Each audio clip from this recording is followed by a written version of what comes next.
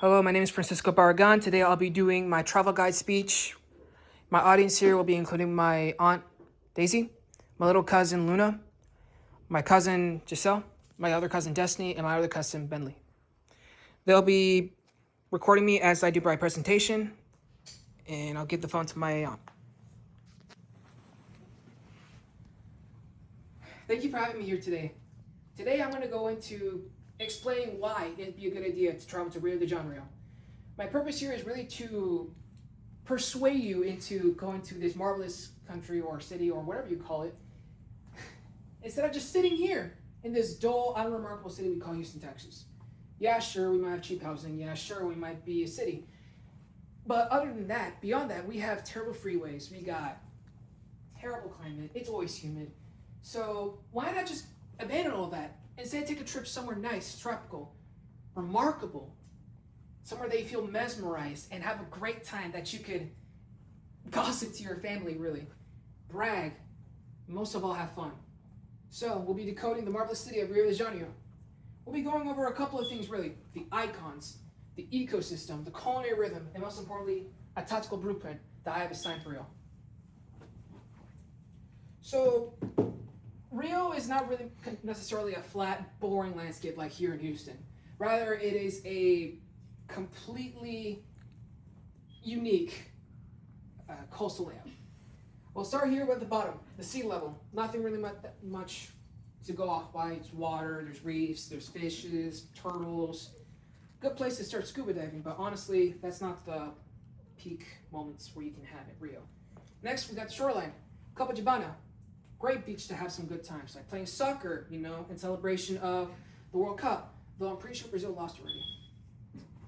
And the hillsides, that's where mainly where the cities are at, where you travel up, have a good time, have some good cuisines, and drive around in bikes. Would not advise to drive there in a car because just like Houston, it has a terrible, terrible traffic.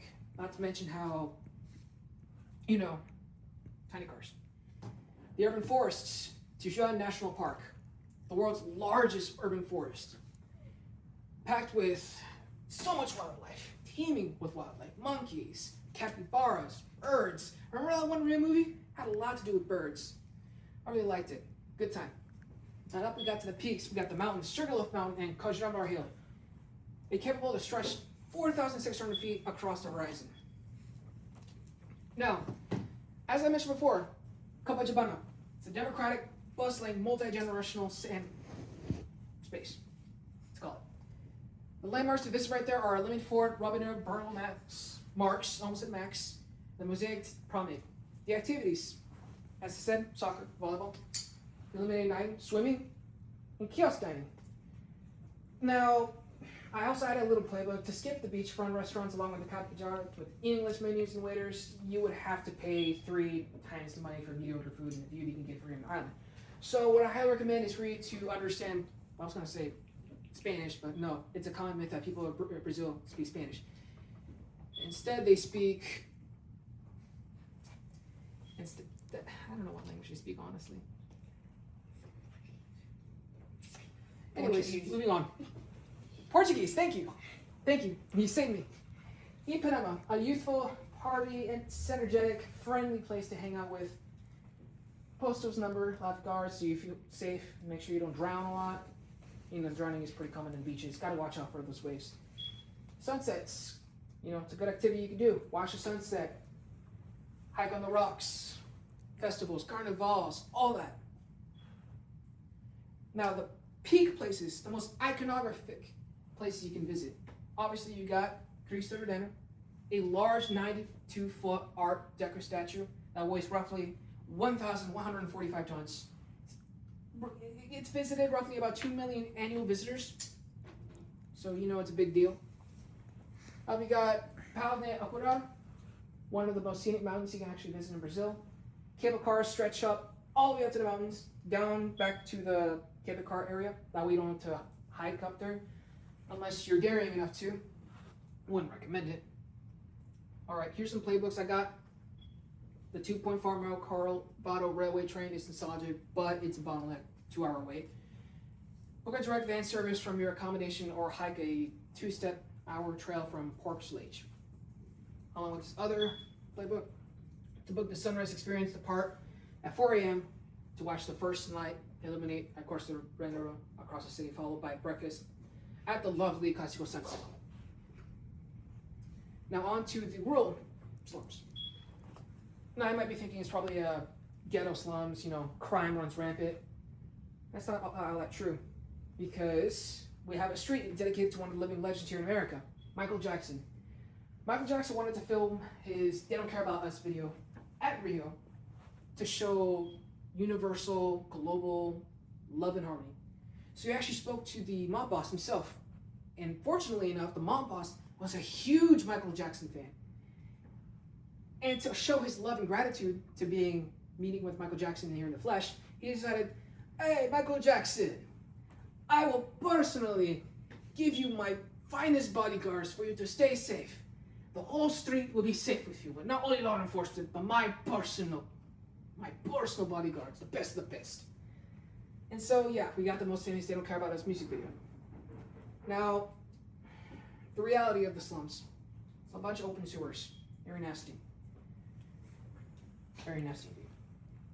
But to not say accommodate to that, but to look into different places, you got a bunch of vibrant street art. Yeah, you got some modern masterpieces, but you also got a whole bunch of vulgar, inappropriate art. But hey, $1 Million Skyline. It's one way thing to enjoy the view. In the community, the Santa Marta slums house about 7,000 residents. I would personally say to stay away from them. Like I said, crime is very rampant. Yeah, we got a nice piece in history where Michael Jackson managed to film this video with some utmost safety and care and show some love and harmony, but it's still modern day. Stay away from there. Inside our playbook, only book guides embedded in the community. Ensure tour fees directly fund to local initiatives. Observe strict rules that give away on narrow stairs, and never, ever, ever photograph armed residents. It's very dangerous. Now, onto the environment. Tijuja Forest Canopy. Teeming with wildlife, such as howler monkeys, capuchin monkeys, capybaras, pumas, which again, stay away from those because pumas are really scary. Very vicious creatures. To access this luscious forest, you gotta take on the Apers Table hiking trails in a Chinese view. And with the Panic Korea wetlands, mainly houses capybaras. Those cute little adorable little creatures. Fun fact about capybaras, they're so gentle that when they manage to get their little grubby little paws into predators' territory, they really don't bother them. Capybaras are really gentle and honestly not really nutritious. They're mainly just a bunch of fat. The environment here down here is pristine marshland environment, so best to pack to your best mosquito spray. As for the 24-hour culinary rhythm, start with your acai bowl with granola and bananas. Cheap, easy to attain, small juice bars in Empanada Lambot was also a good place to start with. Then move up to the afternoon. Street snacks, deep fried pastel pockets filled with cheese and shrimp, $1 to $2. Location, Sunnyside Hip Fairs, Empanada or Bottega. Prato Field to lunch, $5 to $8. Then moving on to get some tea. Afternoon tea is under stained glass with the marble columns and the Cofanera Colombo Centro. Lastly, meat. Rio is known for their kebabs, so get yourself some Waikini Feijoada kebabs mixed with black beans and pork stew, $8 to $12, or Churrasco Brazil with tableside beach on skewers. Really good. Now, when should you go? Well, as of now, it's July, so if you were to go right now, unfortunately, it'd be winter. It's gonna be really cold, but it'll be cheap. So, I was pointing at the summer. Winter, it's gonna be cheap, but do not worry because even though it's gonna be less vibrant in the winter, we still got a whole bunch of highlights: festivals, culináticos, bonfires, folk dances, dry clear skies, cheap flights, and a cool ocean water that you could touch and then take your hand away because your fingers get frostbite. On to the spring. It's a little bit moderate when it comes to the pricing. The highlights there is Rock in Rio, lush greenery, returning with the excellent balance of warmth, local vibe. You still won't see a whole bunch of beach vibes, but you still have that Rio de Janeiro Carnival thing going on. Up next, summertime. Unfortunately, winter for us. So if you want to spend your Christmas day over at Rio to do some Carnival, do some hula, do some tropical beach stuff, head over there during the summertime. Unfortunately, you gotta watch out if you want to save your money, because the flight costs are going to be very high. But on the bright side, you get Carnival, Capitão Niuaque fireworks, frequent tropical afternoon showers. And last but not least was what I highlighted, the sweet spot. As I said before, with the spring, moderate costs, but since it's still kind of humid and we're barely are getting into winter, and because we're in Texas, we live in the equator, it's still going to be pretty hot and humid. So you still get the Ports Carnival calm, warm weather, low humidity, perfect visibility for Costa Rica shore globes. So definitely book your vacation here in the fall. Yeah, you'll miss out on the Carnival, but you still got that tropical experience at Rio for a cheap cost. But hey, if you got money to burn, head to the summer. Spend your Christmas time there. Buy presents. Burn your money. Now, here's the Health Shield Matrix. The baseline shield. For the vaccines you got to take before you head to Rio, take some MMR, DTaP, and polio. Boosters are heavy recommend. The tactics. To avoid typhoid hepatitis A, drink bottled water, not tap water. Tap water there is terrible. Utilize your traveler's diarrhea kit in case you do end up drinking the wrong kind of water.